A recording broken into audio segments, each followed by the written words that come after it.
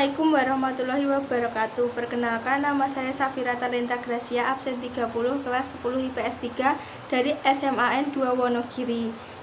Di sini saya akan memberikan informasi tentang coronavirus atau COVID-19. Pertama, pengertian dari coronavirus. WHO menjelaskan coronavirus menjadi bagian dari keluarga besar virus yang menyebabkan penyakit yang terjadi pada manusia maupun hewan. Manusia yang terjangkit virus tersebut akan menunjukkan tanda-tanda penyakit infeksi saluran pernafasan mulai dari flu sampai yang lebih serius seperti MERS dan SARS atau sindrom pernafasan akut berat.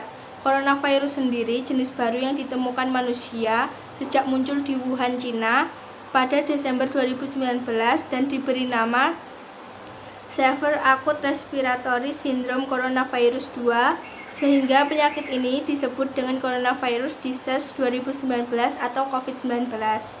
WHO mengumumkan COVID-19 menjadi nama resmi dari penyakit yang disebabkan oleh virus corona yang berasal dari Wuhan, Cina. Nama tersebut diberi Dirjen WHO Tedros Adhanom Ghebreyesus di Jenewa, Swiss pada Selasa 11 Februari 2020. Singkatan COVID-19 juga memiliki rincian seperti CO berarti corona, FI mengacu ke virus, D untuk disease, dan 19 merupakan tahun wabah penyakit pertama kali diidentifikasi pada 31 Desember 2019. Tedros menjelaskan nama tersebut dipilih untuk menghindari stigmatisasi sebagaimana panduan penanaman virus yang dikeluarkan WHO pada 2015. Nama virus atau penyakit itu tidak akan merujuk pada letak geografis, hewan, individu, atau kelompok orang. Sebelumnya, WHO memberikan nama sementara untuk virus corona ini dengan sebutan 2019 nCoV. Sedangkan Komisi Kesehatan Nasional Cina menyebut sementara novel coronavirus pneumonia NCP. 2.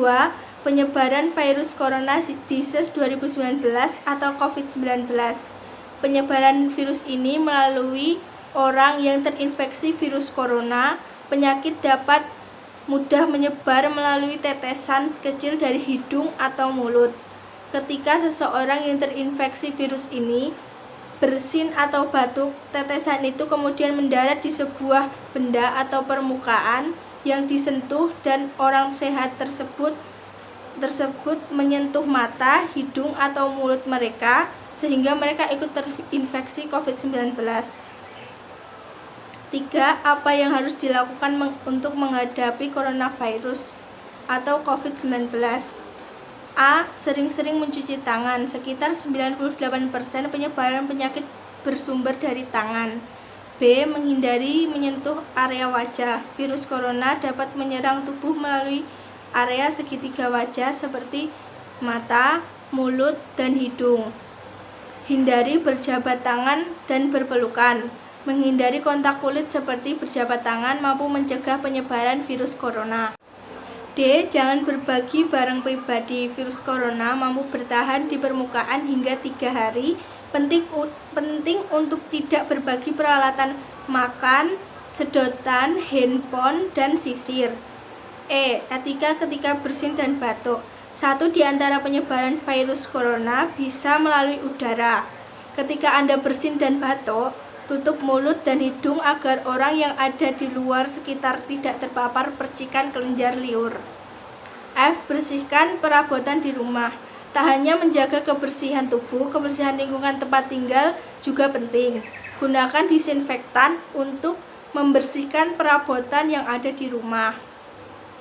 G. Jaga jarak sosial. Satu di antara pencegahan penyebaran virus corona yang efektif adalah jaga jarak sosial. Pemerintah telah melakukan kampanye jaga jarak fisik atau physical distancing. H. Hindari berkumpul dalam jumlah banyak. Pemerintah Indonesia bekerja sama dengan Kepolisian Republik Indonesia telah membuat peraturan untuk tidak melakukan aktivitas keramaian selama pandemi virus corona.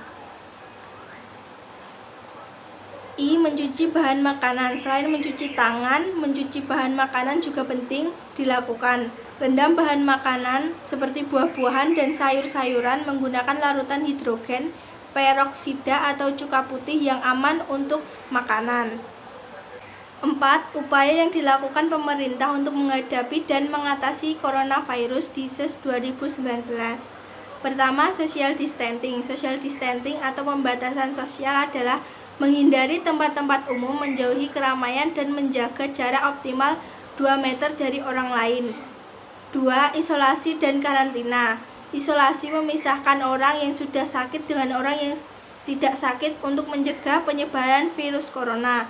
Sedangkan karantina memisahkan dan membatasi kegiatan orang yang sudah terpapar virus corona namun belum menunjukkan gejala.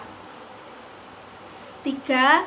Lockdown. Lockdown berarti karantina wilayah, yaitu pembatasan pergerakan penduduk dalam suatu wilayah, termasuk menutup akses masuk dan keluar wilayah. 5. Dampak COVID-19 terhadap produktivitas dan rehabilitas perusahaan. Otoritas Jasa Keuangan atau OJK memastikan akan terus mengawasi dampak wabah COVID-19 terhadap kinerja industri pembiayaan di Indonesia. Deputi Komisioner Hubungan Masyarakat dan Logistik OJK Anto Prabowo menghimbau agar pelaku industri keuangan melakukan penyesuaian operasional dengan meminimalkan interaksi antar orang tanpa mengurangi layanan. Sejauh pengamatan OJK, yang paling terkena dampak wabah virus corona ini adalah sektor produktif yang dibiayai oleh perbankan. Komposisinya saat ini berkisar antara 28 hingga 30%, adapun sisanya 70-72% lebih kepada pembiayaan sektor konsumtif. 6. Cari contoh permasalahan yang dihadapi suatu perusahaan yang disebabkan adanya COVID-19. Pertama, perdagangan Cina memburuk. Kedua, virus corona juga berdampak pada investasi karena masyarakat akan lebih berhati-hati membeli barang maupun berinvestasi. Ketiga, Indonesia adalah salah satu negara yang memberlakukan larangan perjalanan dari Cina ke Indonesia maupun Indonesia ke Cina. 7. Upaya yang dilakukan perusahaan untuk mengatasi masalah tersebut. Pertama, pemberian suntikan modal dipermudah bagi UKM dan UMKM. 2. Dorongan stimulus bisnis bagi UKM dan UMKM. 3. Relaksasi keuangan bagi dunia usaha oleh BP Jam Sostek. 4. Peningkatan layanan dan pengawasan ekspor-impor. 5. Menerapkan kebijakan pemberian stimulus bagi perekonomian dengan telah diterbitkannya POJK. 8. Dampak COVID-19 terhadap dunia perbankan. Pertama, perlambatan yang berimbas pada kredit perbankan baik ke penyaluran maupun kualitas asetnya, termasuk ke segmen korporasi.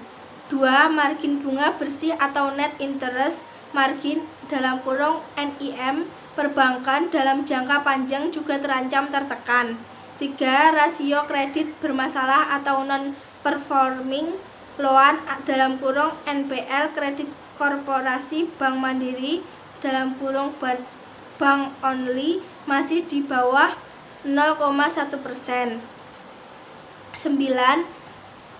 Upaya yang dilakukan perbankan untuk mengatasi masalah tersebut. Ingin memberikan confidence kepada pasar dan akan menstabilkan pasar keuangan dan akan terus menjaga stabilitas nilai tukar. Ketika masalah COVID-19 ini belum selesai, maka pihak bank tetap mengikuti kebijakan dari pemerintah. Dan saat konflik ini sudah mereda, pihak bank kembali menaikkan suku bunga agar pendapatan suku bunga meningkat. 10. Dampak COVID-19 terhadap perekonomian negara Indonesia. Dampaknya telah memukul berbagai sudut ekonomi. Indeks bursa saham rontok, rupiah terperosok, dan pelaku di sektor real berteriak susah berusaha. Lembaga Keuangan Dunia Ekonomi dan otoritas pemerintah membuat sejumlah prediksi ekonomi Indonesia bisa masuk dalam skenario terburuk jika tidak mengatasi dengan benar pandemi ini. 11. Upaya pemerintah untuk mengatasi masalah ini. untuk protokol penanganan krisis ekonomi dan keuangan yang ada tidaklah memadai menghadapi kondisi terburuk, karena yang perlu ditangani terlebih dahulu bukanlah masalah keuangan tetapi penyebab utamanya. Pemerintah perlu terlebih dahulu mencegah penyebaran COVID-19. Pemerintah perlu menyiapkan protokol atau strategi yang tidak lazim untuk menghadapi berbagai skenario eksploratif. Kementerian Keuangan telah menyiapkan beberapa skenario menghadapi krisis wabah COVID-19. Beberapa di antaranya adalah menambah hutang negara untuk menambah defisit anggaran, dan pemerintah juga sudah menyiapkan anggaran untuk membantu menjaga pertumbuhan ekonomi yang akan terdampak jika dilakukan karantina. Sekian informasi tentang COVID-19 dari saya. Kurang lebihnya saya mohon maaf. Wassalamualaikum warahmatullahi wabarakatuh.